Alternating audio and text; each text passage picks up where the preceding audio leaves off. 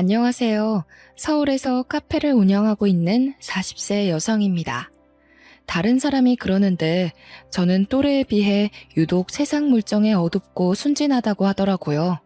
보통 상식적으로 이해가 안 되면 일단 의심부터 해봐야 하는데 저는 일단 사람을 믿었습니다. 한마디로 사기꾼이 좋아하는 스타일이었던 거죠. 그래서 어릴 때부터 놀림을 자주 받았습니다. 어릴 적 장난 정도는 웃으면서 넘어갈 수 있었는데 성인이 되어서 사회생활을 시작한 뒤에는 아주 심각한 일들을 겪게 되었습니다. 가장 결정적인 건 남편에게 버림을 받은 것이었습니다. 지금도 저의 순수한 사랑을 무참하게 짓밟아버린 그 인간을 떠올리면 화가 치밀어서 견딜 수가 없을 지경입니다. 여러분들이 제 이야기를 들으시면 왜 저렇게까지 바보처럼 살았을까 하는 생각이 드실 겁니다. 제 아버지는 공기업의 이사로 근무하셨고 엄마는 고위직 공무원이셨습니다. 그래서 저는 어릴 때부터 부족한 것 없이 모든 걸 누리면서 자라왔습니다. 부모님은 제가 가지고 싶어 하는 건 뭐든지 사주셨습니다. 학교를 다니면서부터 아버지는 돈이 필요해 보이면 묻지도 따지지도 않고 원하는 액수의 돈을 주셨죠. 그래서 돈이 귀한 줄 모르고 함부로 쓴 적도 있었습니다. 친구들에게 저는 돈을 잘 쓰는 애로 통했고 자기들이 가지고 싶은 물건은 있는데 돈이 없으면 제게 다가와서 돈을 빌려달라고 부탁했어요. 그러면 저는 주저없이 친구들에게 돈을 빌려주었죠. 하지만 돈을 갚는 애는 한 명도 없었습니다. 저도 굳이 돈을 달라고 안 했으니까요. 나중에 철이 들고 나서 생각해보니 친구들은 저를 좋아했던 것이 아니라 제가 가진 돈을 좋아했던 것이었습니다. 하지만 이건 시작에 불과했습니다. 대학에 들어가서 처음으로 충격적인 일을 겪게 되었는데요. 저와 같은 대학에 들어간 친구가 한 명 있었습니다. 소영이라는 친구였는데 절친이라고 할 수는 없었지만 곧잘 어울렸던 친구였어요.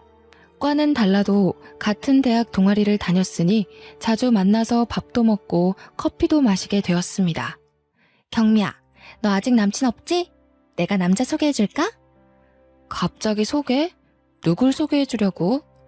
소영이는 자기 사촌 오빠를 소개해주겠다고 했어요. 사진을 보니 제 스타일이라서 만나보았는데 성격도 아주 좋아 보였습니다. 사진에서처럼 키도 크고 얼굴도 깔끔하게 생긴 편이라서 첫 만남에 호감이 생겼죠. 그 오빠도 다음 데이트를 약속하길래 자연스럽게 연애를 시작하게 되었습니다. 오빠랑 한참 만나고 있었을 때였습니다.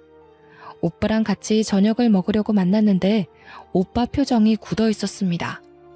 평소에는 농담도 잘하고 장난도 잘 치더니 그날따라 세상 고민 다 싸질머진 사람처럼 맥이 탁 풀려 있었죠. 오빠, 표정이 왜 그래? 고민이라도 있어? 제가 무슨 일 있냐고 물으니까 오빠가 한숨을 푹 쉬더니 돈이 필요하다고 하더라고요. 아니, 급전이 필요한데 빌릴 데가 없어서 집주인이 갑자기 월세 보증금을 올려달라고 하는 거 있지? 아직 알바비도 못 받았는데 50만 원 달라고 재촉하니까 미치겠다. 돈 없으면 지금 나가래. 나 말고 들어올 사람 많다고 하더라. 꼼짝없이 방 빼고 길거리에 나앉게 생겼어. 그 당시 오빠가 편의점에서 밤 시간대 알바를 하고 있었는데 사장이 장사가 예전 같지 않다고 벌써 2달째 알바비를 못 받고 있었거든요. 집주인에게 한 달만 기다려달라고 사정을 말했지만 사흘 내로 보증금 올려주지 않으면 방 빼라는 말만 들었다고 합니다. 제가 부모님 이야기를 꺼내니까 오빠의 부모님이 시골에서 농사를 짓고 있는데 태풍 때문에 농사가 망해서 돈을 달라고 할 수가 없었다고 하더군요. 사정이 워낙 딱하니 가만히 있을 수가 없었습니다. 그래서 그 돈을 제가 빌려주었죠. 정말이야? 이 돈이 어디 나서 나 주는 거야? 경미야, 정말 고마워. 알바비 받으면 바로 갚을게. 오빠는 이제 살았다고 하면서 아이처럼 좋아했어요. 오빠의 밝은 얼굴을 보니 저도 마음이 편해지더라고요. 그런데 오빠는 한 달이 지나도 빌려간 돈을 돌려주지 않았습니다. 만날 때마다 몇 번을 망설이더니 제가 먼저 말을 꺼내게 만들었습니다. 오빠, 저번에 빌려간 돈 말이야. 언제 줄 수 있어? 갑자기 무슨 돈? 내가 너한테 돈을 빌려갔다고?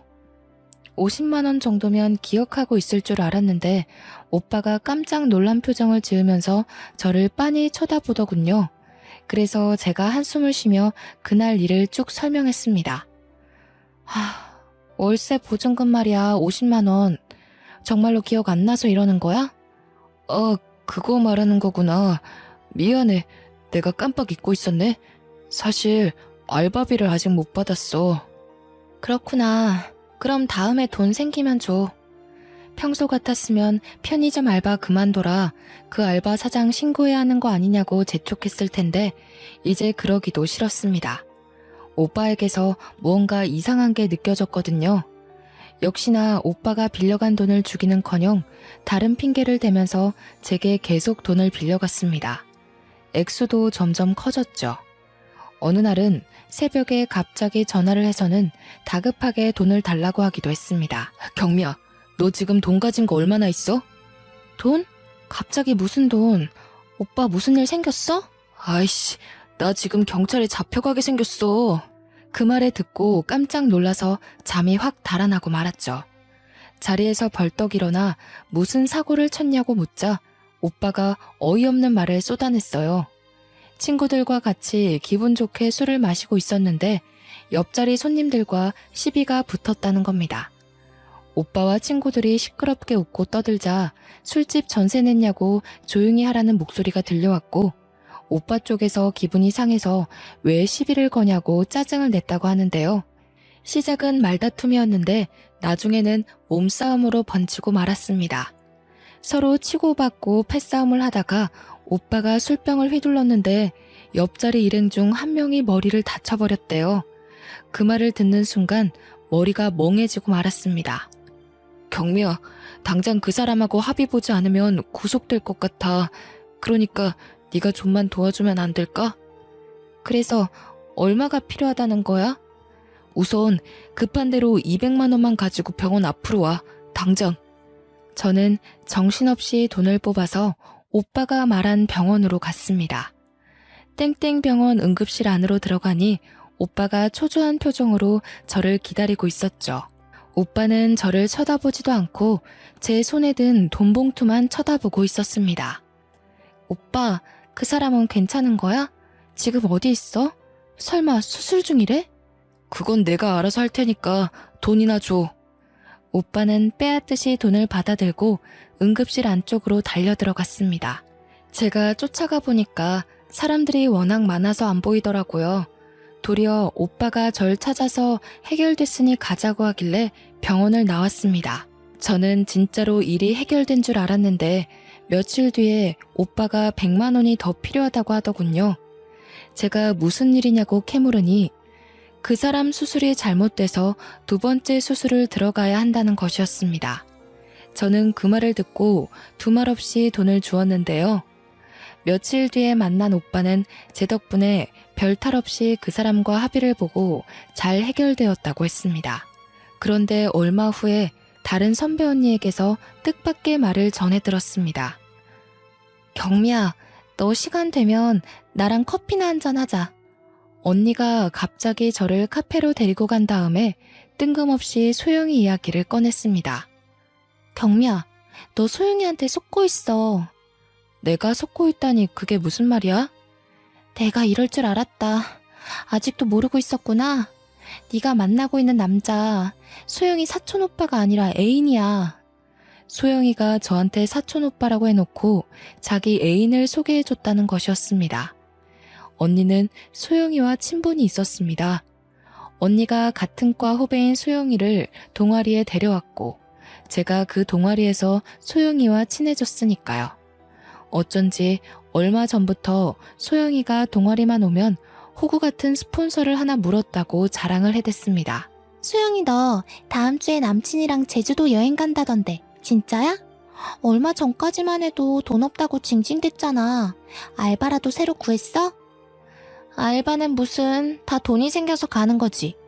해외여행은 못 가도 제주도 가서 바닷가 바람은 한번 쐬고 와야지. 안 그래? 둘 다 알바도 안 하는 주제에 무슨 돈으로 제주도를 가? 부모님이 대주셔서 가는 거야? 동아리 애들이 묻자 수영이는 호구 하나 잘 물면 돈이 그냥 생기는데 힘들게 알바를 할 필요가 없다고 하더라고요.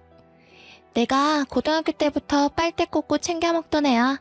가진 건 돈밖에 없는 바보 같은 년인데 너희들은 모르고 있어도 돼. 어차피 말해도 몰라. 저는 소영이가 이런 식으로 말하길래 그게 저라는 생각도 못했습니다. 이런 식으로 소영이는 대놓고 저를 등쳐먹으려고 애인하고 작당을 했던 겁니다. 오빠는 편의점 알바 같은 건 하지도 않았고 월세 보증금이나 패싸움 이야기는 새빨간 거짓말이었던 거죠. 언니가 하는 이야기를 듣고 수영이가 이런 식으로 대놓고 바보 취급을 했다고 털어놓으니 언니가 한숨을 내쉬며 말하였습니다. 경미 너는 이렇게 순진해서 험한 세상을 어떻게 살려고 그러니? 지금이라도 인간 같지도 않은 것들하고 연 끊고 상종하지 마. 언니는 소영이에게 이용당하는 저를 딱하다는 눈빛으로 쳐다보고 진심 어린 충고를 해줬습니다. 저는 두 년놈이 너무 괘씸해서 그냥 물러설 수 없었죠. 그래서 소영이를 불러서 하나하나 따져보았는데요. 너 내가 그렇게 만만해? 친구라서 믿었는데 사람을 이따위로 가지고 놀아도 되는 거야? 그동안 사기쳐서 나한테 뜯어간 돈 전부 다 가져와. 안 그러면 내가 가만두지 않을 거야? 뭐? 갑자기 왜 그래? 미안해 경미야. 내가 생각이 너무 없었어. 오빠가 하자고 한 거야. 내가 하지 말라고 했는데 오빠가. 제가 태어나서 처음으로 도끼 눈을 뜨고 소영이에게 소리를 질러대니까 제 기세에 놀란 소영이가 미안하다고 사과하더라고요. 마음 같아서는 머리채라도 잡고 싶었지만 사람들이 싸우는 저희를 보고 몰려왔습니다. 그래서 일단 돈부터 돌려달라는 약속을 받아놨죠. 소영이는 돈을 돌려주겠다고 했지만 다음 날부터 제 연락을 아예 무시해버렸습니다. 연락이 안 되는 건 오빠도 마찬가지였어요. 학교에 나오지 않아서 수소문해보니 둘 다 휴학을 해버렸다고 하네요.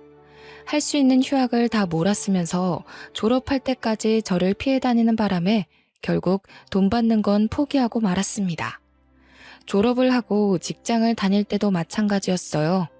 재수가 없는 건지 제 팔자가 그런 것인지 제 주변에 꼬인 인간들이 하나같이 저를 속이고 돈을 뜯어갔습니다. 그런 추잡한 인간들이 싫어서 5년 동안 직장을 7군데나 옮겨 다니게 되었네요. 하지만 마지막 직장에서도 적응하지 못하고 그만두니까 엄마가 제게 이렇게 말씀하셨습니다.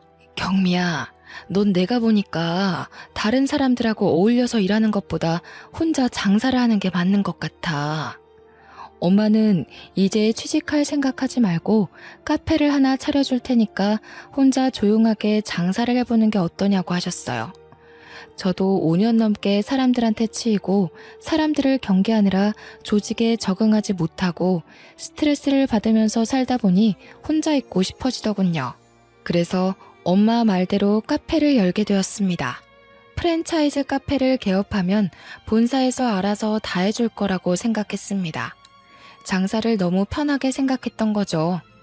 직접 프랜차이즈 카페를 해보니 본사는 돈만 챙겨갈 뿐 가맹점에게 해주는 게 거의 없었고 모든 걸 제가 알아서 운영해야 했습니다. 세상에서 가장 편하게 돈을 버는 사람이 카페 사장이라고 생각했는데 직접 장사해보니 세상에서 가장 열심히 사는 사람들이 카페 주인이란 생각이 드네요. 그렇다고 해서 힘들게 장사한 것도 아니었습니다. 처음부터 돈을 벌어야 한다는 욕심은 크게 없어서 가벼운 소일거리라고 생각했죠. 하지만 저도 하나씩 하다 보니 점점 욕심이란 게 생겨서 커피에 대한 연구도 하고 다른 카페들은 어떻게 운영하는지 살펴보기도 하였습니다. 그렇게 부지런히 살다 보니 5년이란 시간이 지나갔고 30을 훌쩍 넘긴 나이가 되었습니다. 이제 카페는 자리를 잡았고 고정 고객들도 제법 생겼는데요. 그 중에서 눈에 띄는 남자 손님 한 명이 있었습니다. 6개월 전부터 혼자 카페에 들려서 아메리카노를 마시는 손님이었죠. 그 손님은 늘 구석자리에 앉아서 커피를 마셨습니다. 제가 연구한 커피가 맛있었는지 3개월 전 뒤부터는 거의 하루에 한 번은 꼭 들리더라고요. 손님이 별로 없어서 바쁘지 않을 때는 제가 그 손님의 말벗이 되어주기도 했습니다. 무슨 일을 하시냐고 물어봤더니 6개월 전부터 카페 맞은편에 있는 건물에서 사무실을 얻었다고 하더라고요. 사업을 하시냐고 물으니 그건 아니라고 하셨습니다. 아직 사업이라기보다는 프로그램을 의뢰받아서 개발하고 있어요. 땡땡 회사에서 컴퓨터 프로그래머로 일을 하다가 혼자 독립을 했다고 하더군요. 스티브 잡스나 빌 게이츠를 능가하는 개발자가 되고 싶어서 사표를 냈다고 하길래 단골 손님이 남달라 보였습니다. 제가 멋있다고 하니까 쑥스러웠는지 손님이 겸손하게 둘러대더라고요. 그동안 돈은 많이 못 벌겠지만 저는 돈보다는 실력으로 최고의 자리에 오르고 싶어요. 도전 정신만 좋아서 매력 있는 것이 아니었습니다. 대화를 나눌수록 참 순수하고 때가 묻지 않은 사람이라는 걸 느꼈거든요. 처음에는 커피 한 잔에 여유를 즐기면서 머리를 식힌 다음에 사무실로 가는 것 같더니 시간이 지나면서 저와 대화를 하기 위해 일부러 시간을 내서 카페에 오는 것 같았습니다. 제가 가장 한가한 시간에 맞춰서 오는 게 보여서 저도 가슴 설렜죠. 그러다 한 번씩 그 사람이 오지 않으면 혹시 무슨 일이라도 생긴 건 아닌지 걱정하기도 했습니다. 그 사람이 일주일 동안 카페에 오지 않은 적도 있었습니다. 일주일 내내 이상하게 마음이 불안해지고 일이 손에 잡히지 않더군요. 일주일 후에 그 사람이 카페에 나타나자 비로소 마음이 놓였습니다. 저도 모르게 단골 손님을 반기며 그동안 어떻게 지냈는지 물었는데요. 그동안 무슨 일 있으셨어요? 왜 이렇게 안 오셨어요? 아, 지방에 있는 업체에서 보안 프로그램을 교체해달라는 의뢰가 들어와서 출장을 다녀왔어요. 그랬구나. 전 또 무슨 일이라도 생긴 줄 알았어요. 단골 손님이 걱정하게 해서 미안하다고 하면서 앞으로 무슨 일이 있으면 미리 말하겠다고 하더라고요. 그렇게 개인적으로 연락을 주고받으면서 사이가 더 가까워졌고 몇 달 뒤에는 빨간 장미꽃까지 받게 되었습니다. 저랑 결혼하고 싶다고 진지하게 만나보자는 고백을 해서 깜짝 놀랐어요. 내가 고백만 안 했지 우리 만난 지 2년이 넘었잖아요. 이 정도 시간이면 서로에 대해 충분히 알았다고 생각해요. 경미 씨도 저랑 진지하게 만나보고 싶은 거 맞죠? 정말 서투른 사랑 고백이었지만 저를 감동시키기에는 충분했습니다. 저희가 만난 세월도 있으니 얼마 지나지 않아 시댁과 저희 친가를 오가며 결혼을 허락받으러 가기도 했죠. 저는 35이라는 다소 늦은 나이에 상견례 자리를 가지게 되었습니다. 신혼은 제가 살고 있는 아파트에서 시작하기로 했는데요. 2년 전에 새로 지은 아파트에 청약을 했는데 당첨이 되어서 산 아파트였습니다. 평수가 꽤나 큰 아파트여서 신혼생활을 해도 무리가 없어 보였어요. 남편은 제 아파트를 보고 저에게 너무 미안해했죠. 집은 내가 마련해야 하는 건데 시작부터 당신한테 신세 지는 것 같네. 그게 무슨 상관이야. 이렇게 큰 아파트 놔두고 따로 집을 구할 필요는 없잖아. 좋아. 딱 5년만 기다려. 내가 멋진 전원주택 하나 사서 당신 호강시켜 줄 테니까. 남들이 들으면 터무니없는 소리라고 할지 모르지만 지금 남편이 하고 있는 사업이 잘 되고 있어서 5년 뒤에는 누구나 인정하는 소프트웨어 벤처 사업가로 성공한다면 가능한 일이었습니다. 성공하지 않더라도 말이라도 그렇게 해준 게 참 고마워서 저는 결혼 상대를 참 잘 만났다고 생각했습니다. 결혼식 전이었지만 남편은 제 집으로 짐을 옮겼고 같이 살게 되었죠. 그런데 결혼식을 일주일 앞둔 어느 날, 느닷없는 불청객이 카페를 찾아와서 이상한 말을 하였습니다. 정경미 씨 되시죠? 남편한테 들어서 한번 찾아와 봤어요. 곧 결혼한다고 하던데 축하해요. 저 누구신데 그러시죠? 남편이요? 네, 그쪽이랑 곧 결혼할 남자 와이프가 바로 저예요. 갑자기 모르는 여자가 찾아와서 제 남편 될 사람의 아내라는데 믿을 수가 있어야죠. 게다가 남편의 아내가 꺼낸 첫마디가 저희들의 결혼을 축하한다는 것이었습니다. 정말 상식적으로 이해가 안 되는 상황이었죠. 저는 남편이 유부남이라는 사실을 아예 모르고 있어서 그 말을 듣고 할 말을 잃어버리고 말았습니다. 그런데 저를 찾아온 여자는 너무나 당당하고 태연해 보였어요. 곧 이혼할 거니까 걱정하지 마세요. 저는 경미 씨한테 시비 걸려고 온 게 아니거든요. 갑자기 찾아와서 무슨 말씀 하시는 거예요? 지금 굉장히 무례하신 거 알고 계시죠? 남편과 곧 이혼한다니. 도대체 남편에게 무슨 문제가 생긴 걸까 싶었는데 전처가 자기한테 다른 남자가 생겨서 이혼을 하게 되었다고 말해 주었습니다. 혹시 경미 씨한테는 첫사랑이 있었나요?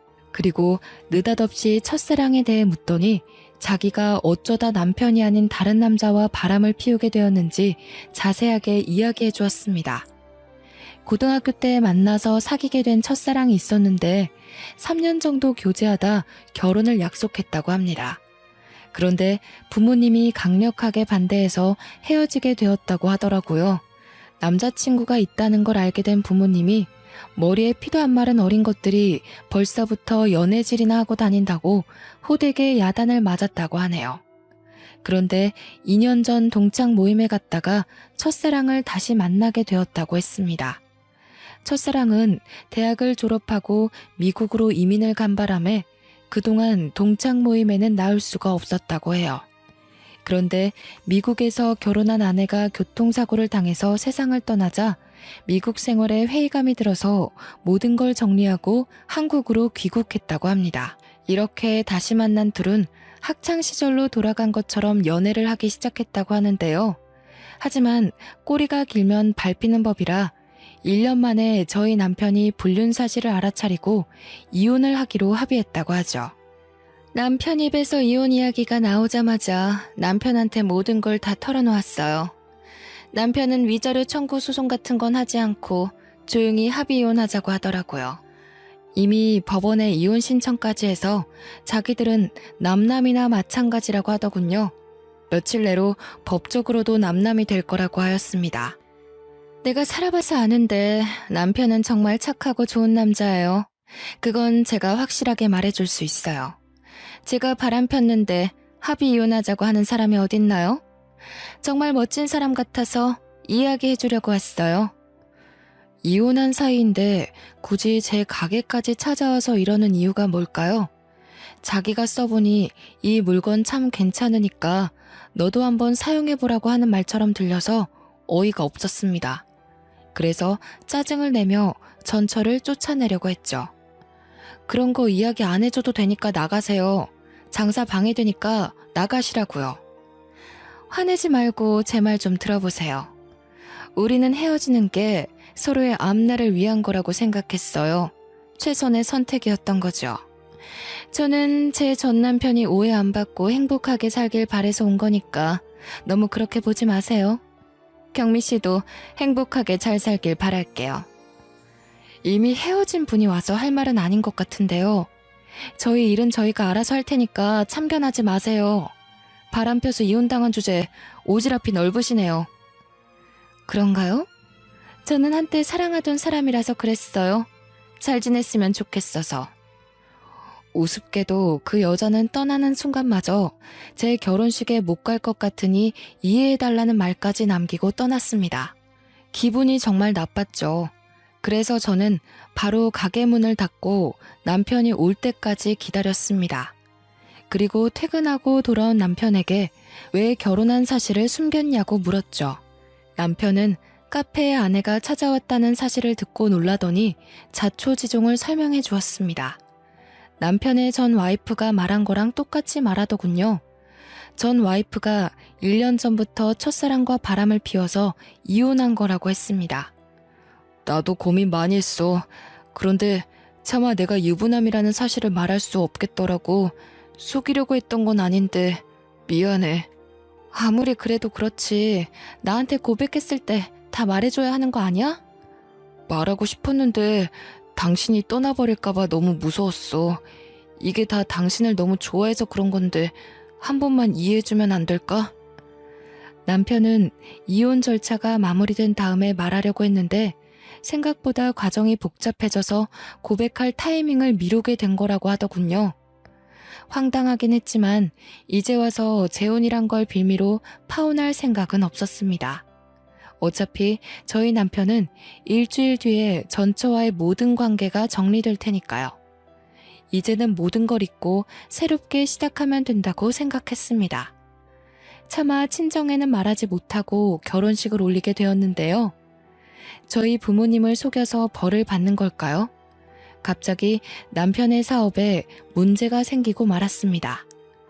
남편이 사기를 당해서 큰 돈을 잃고 말았죠. 남편에게 연락을 한 업체는 누구나 이름만 대면 아는 대기업 연구소에 납품할 프로그램을 하청받아서 개발하고 있다는 땡땡 업체였습니다.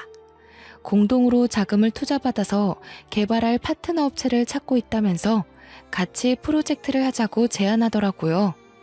프로젝트만 마무리되면 20억을 주겠다고 해서 남편이 바로 오케이 했습니다. 그런데 문제는 개발하는 동안 들어가는 경비였어요.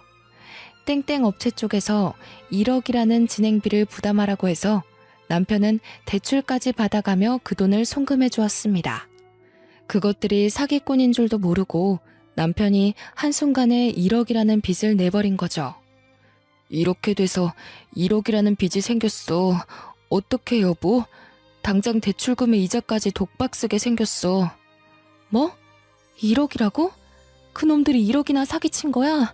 왜 나한테 말 안 했어? 미리 상의했으면 이런 일 없었잖아. 미안해. 급한 사업이라고 해서 상의할 시간이 없었어.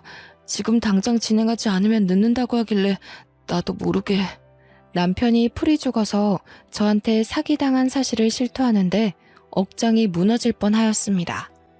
당장 사무실 문을 닫아야 하는 상황이라고 하니 1억을 구해줄 수밖에 없었는데요. 그 뒤에도 남편은 다른 사업을 한다는 핑계를 대면서 생활비를 주지 않았습니다. 제가 물을 때마다 하고 있는 사업에 생각보다 돈이 많이 들어가서 여유가 없다고 하더군요. 저는 당연히 저희 남편이 하는 말이니 믿고 기다렸습니다. 카페에서 나오는 수입만으로 충분히 생활이 되고 있었거든요. 그렇게 1년이 지나자 남편이 저한테 생활비를 주는 게 아니라 오히려 돈을 달라고 하였습니다. 납품 대금을 못 받았는데 직원들 월급을 줘야 한다는 핑계를 대거나 정부기관에서 발주한 용역사업에 참가하려고 하는데 선납금이 필요하다는 이유를 댔었는데요. 적게는 몇백만 원에서 많게는 1,000만 원까지 제 지갑을 털어갔습니다.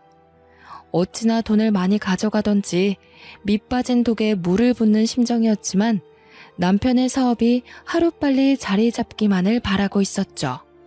그런데 남편의 사무실에 간 저는 어디선가 본 것 같은 얼굴을 보게 되었습니다.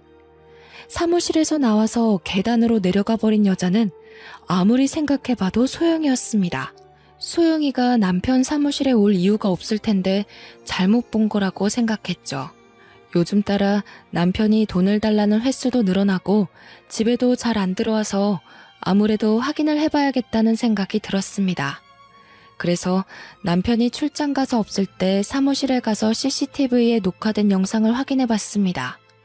CCTV 속 여자의 얼굴 몇 번을 돌려봐도 소영이더군요. 그날만 남편 사무실을 찾아온 것이 아니었습니다. 남편의 사무실에 자주 들렸다는 사실을 안 순간 저는 대학 시절에 소영이에게 당했던 기억을 떠올릴 수밖에 없었습니다. 더 기가 막힌 사실은 소영이뿐만 아니라 전처도 남편의 사무실에 자주 찾아왔다는 것입니다. 셋이서 무언가 밀담을 나누고 의논하는 모습이 회의실 CCTV에 찍혀 있었는데요. 회의만 한 것이 아니라 남편과 전처가 서로를 끌어안기도 하고 부부 사이처럼 보이는 행동을 여러 번 하기도 하였습니다. 그 모습을 보자 저는 남편과 전처에게 완전히 속았다는 생각이 들었죠. 남편이 처음부터 저를 속이고 있었던 것 같았습니다. 남편과 전처 그리고 소영이가 어떤 관계인지 알아내야만 했습니다. 그래서 도청기를 구해 남편 사무실에 몰래 설치해놨습니다. 일주일 정도 기다리고 있다가 남편이 잠든 새벽 시간대에 몰래 사무실로 가 도청 녹음본을 확인했는데요. 도청기에는 여러분이 상상할 수 없는 충격적인 대화가 녹음되어 있었습니다. 언니, 내 말이 맞지? 그녀는 사기 쳐먹기 딱 좋은 년이야. 그래, 이 덕분에 우리 형편이 좋아졌어. 이 은혜 잊지 않을게.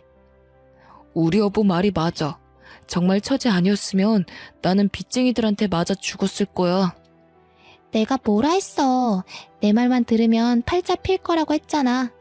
경미 걔는 대학 다닐 때부터 멍청하던데 아직도 사람을 쉽게 믿더라. 자기한테 좀만 잘해주고 간이고 쓸개고 다 내주려고 그래. 빚도 다 해결됐으니까 이번에는 내 목도 챙겨주는 거지? 나한테는 얼마나 줄 거야? 당연하지. 우리 처제 얼마나 필요해? 달라는 대로 다 줄게. 녹음본을 아무리 다시 들어봐도 남편이 제 돈을 노리고 의도적으로 접근한 거였습니다. 전처와 이혼을 하기는 했지만 사실 위장 이혼이었고 실제로는 같이 동거를 하고 있었던 거죠. 게다가 저희 남편이 소영이를 처제라고 부르다니 저는 소영이가 전처의 여동생인 줄도 모르고 있었습니다. 사업을 하다가 크게 망해버린 남편은 빚쟁이들을 피해서 도망치듯이 카페 맞은편 건물에 사무실을 얻어서 숨어서 지내고 있었다고 합니다. 형부를 찾아왔던 소영이가 우연히 제 카페를 알아보고 저를 이용할 계획을 세웠던 겁니다. 그렇게 제 돈으로 빚을 갚고 생활비로 쓰고 있었다는 사실을 알아내고 저는 기생충 같은 인간들 때문에 피눈물을 흘리고 말았습니다. 게다가 여기서 저를 더 속이고 도망갈 생각을 하고 있더군요. 그년이 아무리 눈치가 없다고 해도 여기서 시간 더 끌면 의심할 게 뻔해. 마지막으로 크게 한탕하고 해외로 튀어버리자. 해외? 저번에 말한 하와이 말하는 거야? 아니면 필리핀? 우리 아예 이민 가버려서 돈 걱정 없이 좀 살아보자. 그래, 돈만 많은 그년 도움 좀 받으면 필리핀 같은 데 가서 편하게 살 수 있을 거야. 이번에 지긋지긋한 한국 땅 떠나버리게. 남편은 사업 투자를 목적으로 제 카페를 담보로 대출을 받아놓았습니다. 그걸 가지고 양반 도주를 할 어처구니 없는 계획을 이야기하고 있었죠. 하지만 확실한 증거를 잡은 이상 남편이 도망가도록 놔둘 수 없었습니다.